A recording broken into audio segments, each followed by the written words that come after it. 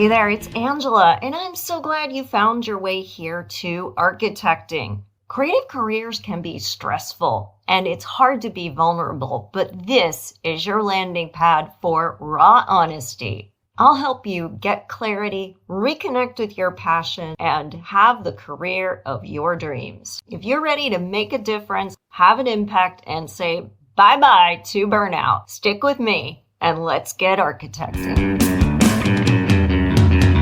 Lights, it's Angela. Welcome to Architecting. If you're new here, I help creative people get out of the stress, overwhelm, and burnout that are blocking you from reaching your creative potential. If this sounds good to you, like and subscribe wherever you are listening right now. And if you'd like more content like this, be sure to head over to my website, architectingpodcast.com.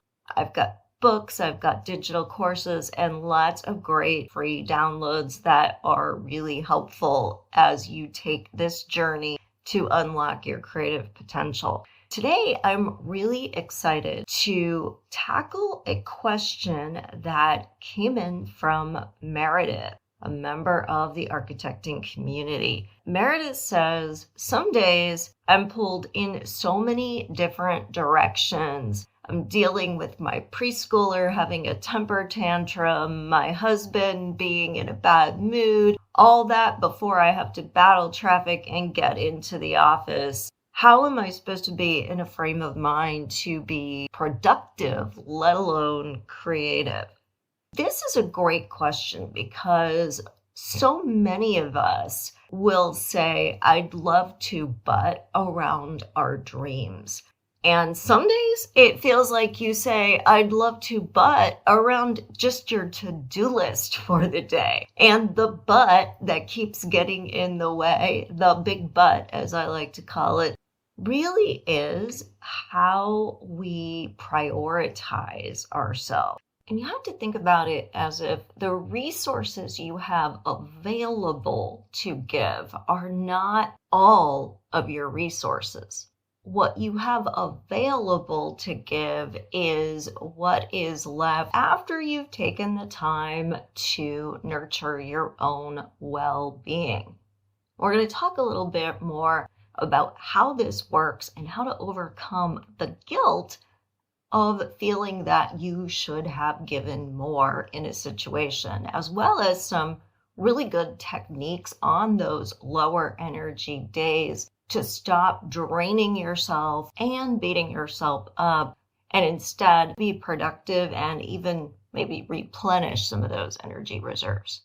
On a day where there's a lot of things demanding your time and your attention, you're getting fragmented. It's really easy to go right into this energy of stress because it feels like you can't handle it all. There's too much going on. And the more stress you feel, the more resources your body is taking to keep you in this elevated, heightened, hypervigilant, stressed out state. So you're actually making it harder for yourself to do anything at all. Let's say you are running late for an appointment to a place you've never been. You're already stressed out because you're nervous about the appointment. You're additionally stressed out because you're running late. You pull into the parking lot and it's a maze and you can't find a spot, and now you're even more stressed out. And you go in and it is not an intuitive wayfinding experience at all. And you ask for directions, and literally the minute you hear the directions, they have left your head. You can barely remember them. You get on the elevator and you can't even find the number for the floor that you're supposed to be on. No, in normal circumstances, you would be more than capable of going to a building you'd never been to, navigating how to get in and arrive at your destination. Why is it so difficult right now? Because of how stressed out you are. That example makes it really clear how the stress response impacts your cognitive abilities, your creativity, your presence of mind. It's really easy in daily life to overlook the fact that that exact same thing is happening. When you have to look at something more than once, or you have to keep referring back to notes because you're not remembering things. You find your mind wandering off thinking about a different problem. You're distracted and interrupted multiple times by all of these other things going on. It's like if you had a pie cut into slices. If you had the whole pie there and you gave away all 8 of the slices, you would have none for yourself, which means you wouldn't get to eat. That would be bad. And we don't always have a whole pie when we think about our available resources. There's usually a lot going on. So maybe you only had half a pie. You still can't give away all the slices. You've got to keep some of it for yourself. And it seems pretty easy if you imagine you have the fully resourced whole pie, 8 pieces, to say, I'm always going to keep a quarter of it reserved for myself. I will give away 6 of the 8 pieces and keep 2 for myself. But on a day where we have a lot going on and our energy is a little bit less, we might not have a whole pie available. We might only have half a pie available. And now we feel bad because we think we owe 6 pieces worth of our energy. And we only have 4 pieces. And rather than say, I still need to keep 25% of that for myself, I'm only going to give away 3 pieces of pie today. We say, I should have been able to give away 6, and I only have 4 total, so I'm just going to give all 4.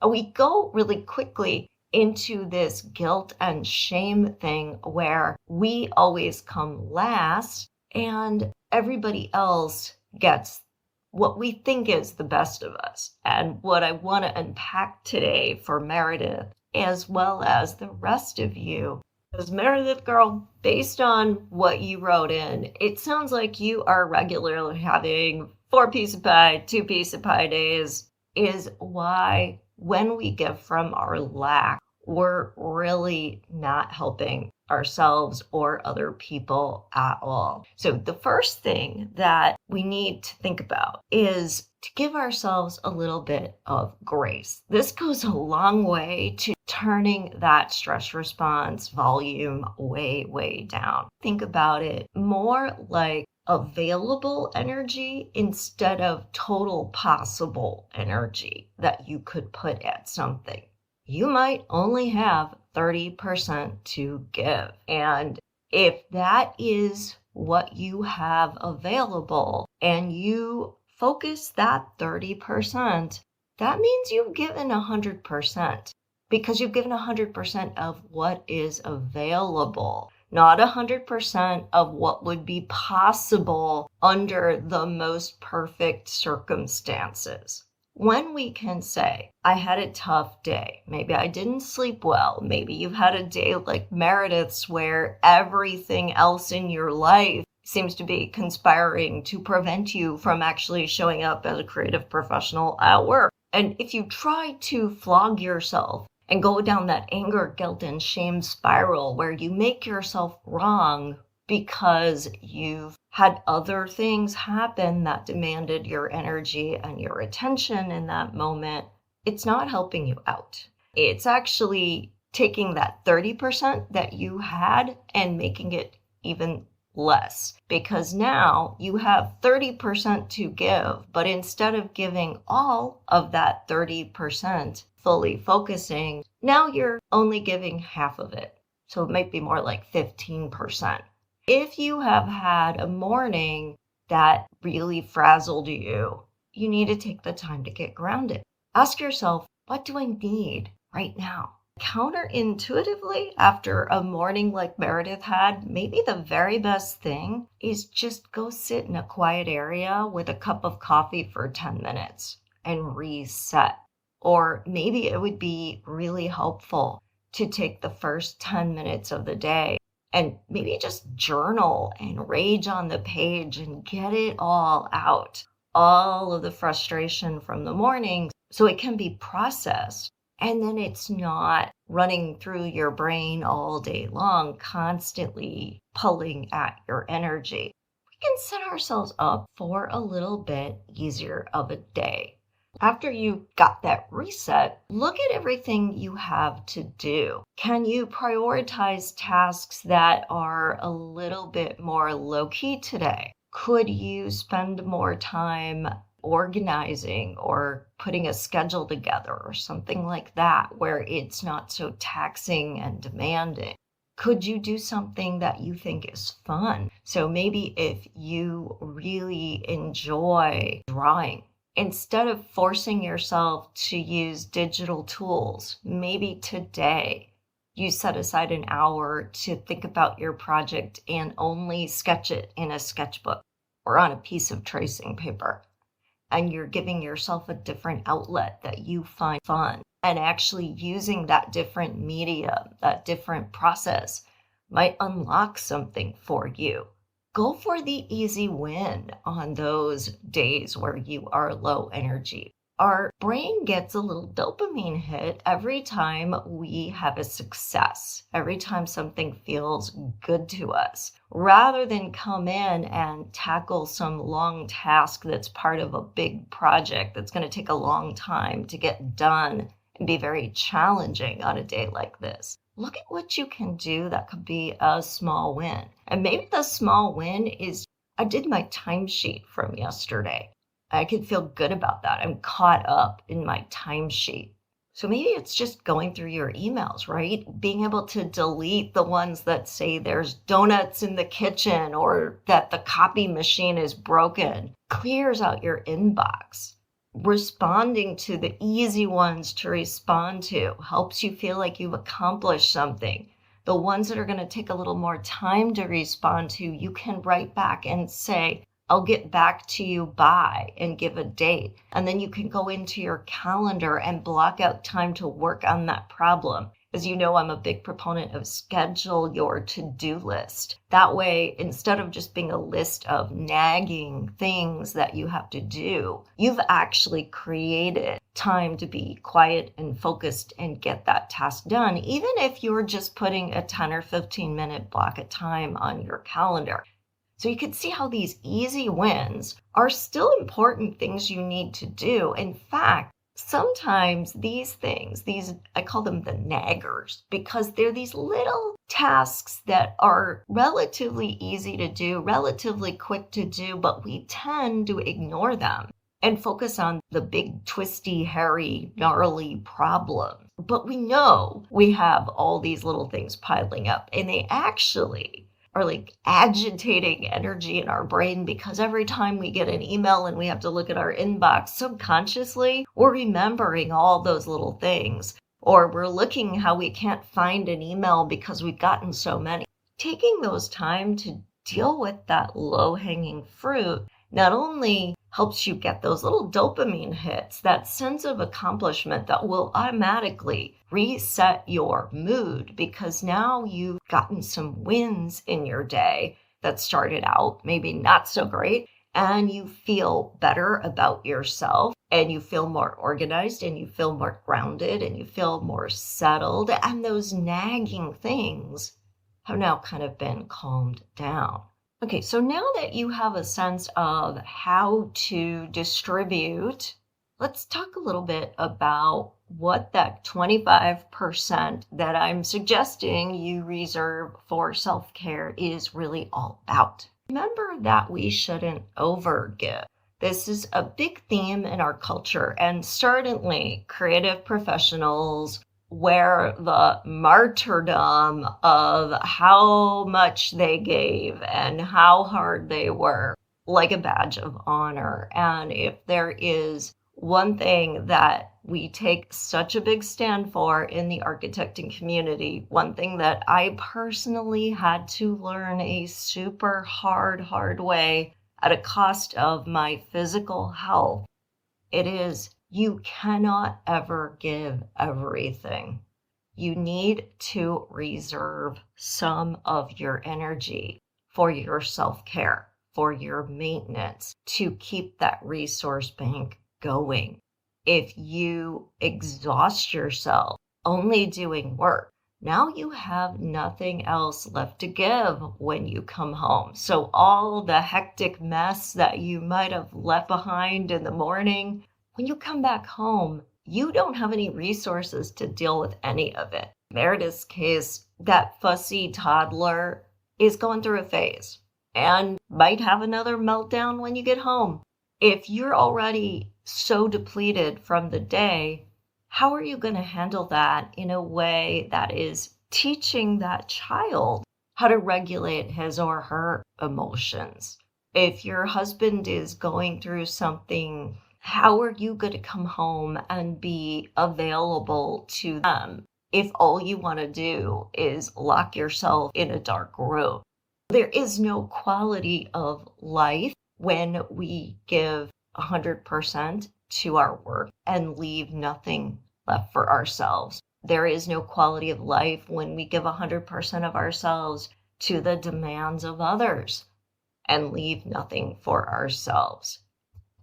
So the big challenge around this self-care is, one, believing that you deserve it, knowing that you will show up better to serve others because of it, and having very clear boundaries that this is a non-negotiable that you are willing to communicate. Because if you don't put out there that there's a boundary, people don't always think to ask. And so you're going to end up with meetings that get scheduled over lunch, or evening commitments for things you aren't really all that lit up about, unless you're clear about what you value. And a lot of times when we're trying to have boundaries, the very first thing that will happen is that something will occur that challenges that. We'll immediately have some big deadline come up or some crisis occur, and it's a test. I want you to really think about those moments as a test, because there are other ways you can meet the needs of a deadline or a crisis than depleting yourself. You can call in help. And that is by calling in help, whether that is asking someone to do you a favor, delegating a task. We don't think often enough about who else could do something. And even if you're not that busy, think about how you can delegate, because now you're empowering other people and they are then available to support you when you're not as available to do the work. If you've always hoarded all the work, all the knowledge, all the expertise, then it's a lot harder to delegate when you really need it. And finally, don't be afraid to hire help. Maybe you need to look into a housekeeper or a babysitter or a nanny situation to balance home and work. So when you come home, you can concentrate on things that are contributing to your quality life, not chores. Maybe you need to have your groceries delivered for you so you don't have to take valuable time to go to the grocery store. Maybe you need to think differently about how you run errands. Maybe you need to put blocks of time into your schedule to make sure that you are taking breaks when you need to during the workday. These are just some suggestions, but the important thing is that you have prioritized that 25% of time for yourself, regardless of what your energy level is for the day. So if it's a really high energy day, that's great. You're going to have even more time for self-care, even more energy for self-care. And that means you're going to have even more of those high energy days. when you have a low energy day, which happens to the best of us. Even if you've been doing this work for a while and you are high energy more of the time than you're not, you're still going to have a low energy day. You are that much more invested in taking that time and nurturing yourself and going through the steps that I talked about today to get through those low energy days in a way that makes them a little bit gentler and a little bit easier to navigate. And everything I talked about today is part of what I call stressless success. And that's that ability to have success on your terms, that it is not mutually exclusive to be successful and have quality of life. I believe the opposite, that you really need the quality of life in order to be more successful. And if you're interested in learning more about how I do that and how I've helped other people do that, I wanted to let you know that I'm opening the doors to my online course, Stressless Success, right now. Go to my website, architectingpodcast.com, check it out, see if it's for you. It is a self-directed course and we'll have a few live sessions. So I've made this really easy to fit into your schedule and see a transformation in ways that don't feel like a heavy lift. So if that sounds good to you, make sure you go ahead and check that out. Otherwise, make sure to like, rate, and review this podcast. Share with me your biggest takeaway and make sure you tag me at Architecting Podcast when you do. Take care and have a great day. Thanks for listening. If you want even more content, head on over to architectingpodcast.com and subscribe to my newsletter and get some great free downloads while you're there. Be sure to follow me on social media. On Instagram at Architecting Podcast, Facebook and LinkedIn pages are Architecting, and the YouTube channel Architecting Podcast. Stay inspired.